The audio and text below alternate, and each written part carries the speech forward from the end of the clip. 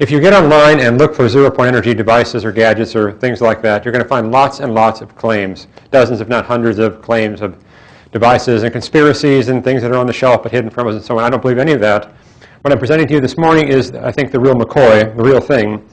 The problem is it's the real thing, but we can't guarantee it's going to work. I mean, this is something that we think may be revolutionary. On the other hand, we have yet to prove it experimentally. So I'll talk to you this morning about the physics behind it. This concerns a quantum vacuum energy patent that Garrett Modell and I reissued a couple of years ago. It's now assigned to the University of Colorado. And it concerns zero-point energy. Now, the zero-point energy comes directly from the Heisenberg uncertainty principle. If you let any oscillator oscillate, it will eventually come to rest because of friction. In the case of a quantum oscillator, it will never come to rest because the Heisenberg uncertainty principle forbids taking the last little bit of energy out of anything. So it was first proposed prior to the onset of quantum mechanics in 1912 and 1913 by Max Planck, Einstein, Otto Stern, who studied this in the context of the black body emission. Now, interestingly, it was sort of dropped from consideration for a number of years until quantum mechanics was developed in the 1920s, and then zero-point energy came directly out of the quantum mechanics formulations at that time, and it's been part of quantum mechanics ever since. You can calculate how much zero-point energy there ought to be at any place in the universe. You do this by looking at the modes of the field. I don't want to get too technical, but modes of the field means in any given direction or frequency, there is an electromagnetic mode. And if you sum all those up, you get a frequency-dependent spectrum that goes as frequency cubed. And so the spectrum of the zero-point energy goes as the frequency cubed, which means it rises very rapidly. Unfortunately, it rises to we don't know where. It could be infinity, which is a bit embarrassing because you don't want an infinite amount of energy in the universe. It could cut off at the Planck frequency, which still is enormously large. So we just don't know where this cuts off, but it goes as the frequency cubed spectrum. Now, there are effects that can be attributed to zero-point energy. One of them is the Casimir force. If you put two plates close together, you find that the wavelengths of light, or of zero-point radiation, which is a form of light, that are larger than the cavity, the distance between the two plates in the cavity, they can't exist there because of electromagnetic boundary conditions. And so you have an underpressure. You have more waves of zero-point radiation outside of the Casimir cavity than inside that causes the plates to be pushed together. That's one way to explain the Casimir force. It's been measured. The Casimir force is now a well-established phenomenon. It's not only been measured, but it's also part of microtechnology these days, because the Casimir force is a candidate to use for control of microelectronic devices. It's also responsible for an annoying problem called stiction, which causes things at a very small scale to stick together. So there's no doubt that the Casimir force exists, and that it's even a potentially useful thing or a potential nuisance, depending upon how you look at it, but it's certainly something that is part of modern technology. The force between parallel plates due to the zero-point field goes as the inverse square of or the inverse fourth power of the distance between them. That's also been measured very precisely now. Now, while I've been emphasizing the Casimir force, in fact, the Casimir force is not necessarily attributed to the zero-point field. It's possible to reformulate all this in terms of the interactions of particles in the two plates with each other, like a typical van der Waals force kind of formulation. And so the fact that the Casimir force exists, even though it seems to me to be a pretty good, more than a suggestion, but less than a proof that zero-point energy exists, it's not a guarantee because there is this alternate formulation in terms of source theory. However, the quantum noise in the circuit has been measured. And in my opinion, the quantum noise in a circuit can be attributed directly to zero-point energy. And so, in my view, it has been measured directly as a real phenomenon, that zero-point energy exists. Now, the measurement in the circuits has been at very low frequencies. And so all we know for sure is that zero-point energy exists at very low frequencies. We would need for it to exist at fairly high frequencies to be useful in the context of this invention. I'll be talking about the device that we hope will be able to tap into zero-point energy. Now, the objection is also raised sometimes that you can't actually extract energy from the zero-point field. It can't do anything useful. Well, there's actually a thought experiment that was published in 1984 already by Bob Forward that shows very clearly that, yes, you can get work out of the zero-point field. There's no doubt about it. It's not useful in this context, but you can get work out of it. We're hoping what we proposed is useful. This is not useful, but it's a demonstration of the principle. If you take this this sort of spiral plate, and you charge it up with electricity, so it simply has positive or negative charge on it, and you then rely on the Casimir force that acts between the layers of the plates. You can use the Casimir force to press this spiral together, and in doing so, you're increasing the electric field in the region. Well, you're increasing the electric field, because you're causing the charges to get closer together. And so this is very useful for demonstrating the effect of the zero-point field doing work on this device. Now the problem is it can only do work during half a cycle. If you wanted to recycle this, you'd have to pull it apart again and let the zero-point energy then push things back together. That's not very useful because it's going to take more energy to pull it apart than you get out of pushing it together. But think of this as an engine that works for one half of a cycle. Not useful, but certainly demonstrates that the zero-point energy is doing work. It actually does work here. And that's the useful aspect of this. So this was the Robert Forward battery experiment proposed in the mid-1980s. Now, the basis of our experiment, or our patent, is the prediction from theoretical physics that the ground state of hydrogen might be attributed to the zero-point energy. Now, we all know that the classical view of an atom that was developed in 1913 to try to explain the early results of atomic physics showed that there was a problem in the Rutherford view of the atom, which was having the electron orbit around the nucleus just like a planet around the sun. The problem with that, of course, is that as the electron goes around the nucleus, it radiates energy, a lot more radiation. And it would quickly spiral into the nucleus, and boom, that's the end of the atom in less than a millionth of a second. So clearly that model is wrong.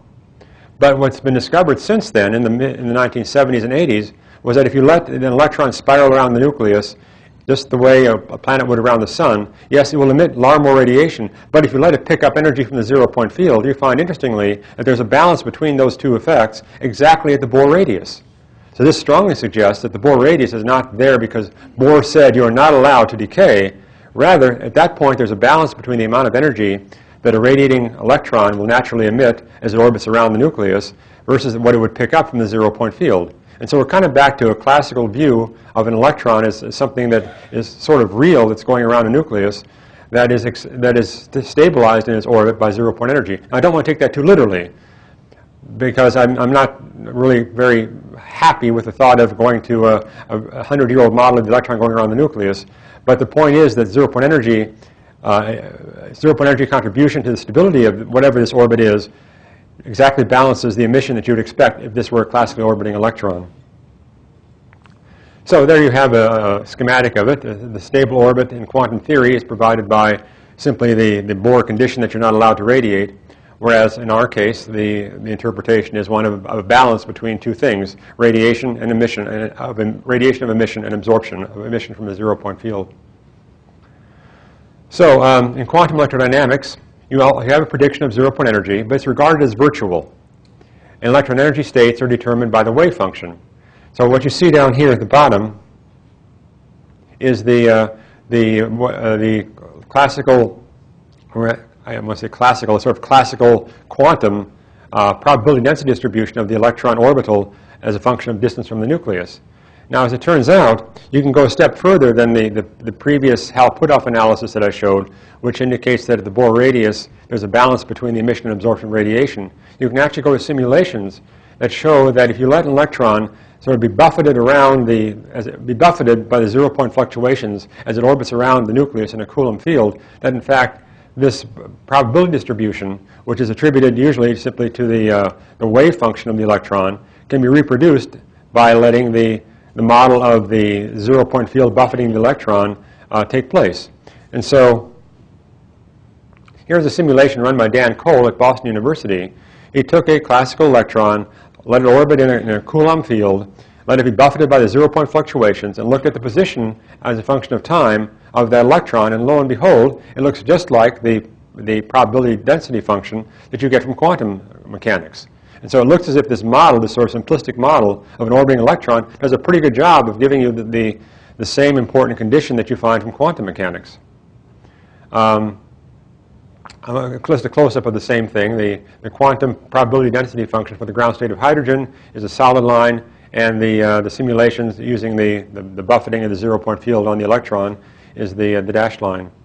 This is also reproduced by L.J. Nickish at an institute in Monterey, who did the same thing but with his own simulation program, different from Dan Cole's. So, what is the basis for our patent? Well, in SED, electron orbits are determined by this balance of emission and absorption. And so, if you take an electron, an atom, I should say, and put it into a Casimir cavity, what you see here in the middle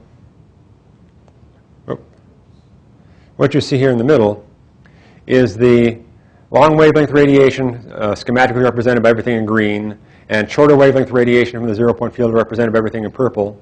And when the atom is sitting out in free space, of course, it sees the entire zero-point radiation field. When we insert it into a cavity, that cavity then blocks out the longer wavelength aspects of the zero-point field, and so it's only reacting to the truncated zero-point field, which is represented by the purple arrows. And so since there's less zero-point energy pumping up the electron in its orbital, we would assume that the electron would spiral inward slightly, and as it does so, give off some energy, which energy then we would propose to capture. And so this is the basic idea behind the patent. So the idea is that if you have an atom, and let's have it moving from left to right through the system, in free space, you might have an atom that has a number of electrons, and in particular, probably we would use noble gases, argon, neon, xenon, or krypton, because they have a number of outer shell electrons that can be acted upon by this effect. In free space, you have the several electrons in the orbitals you'd expect.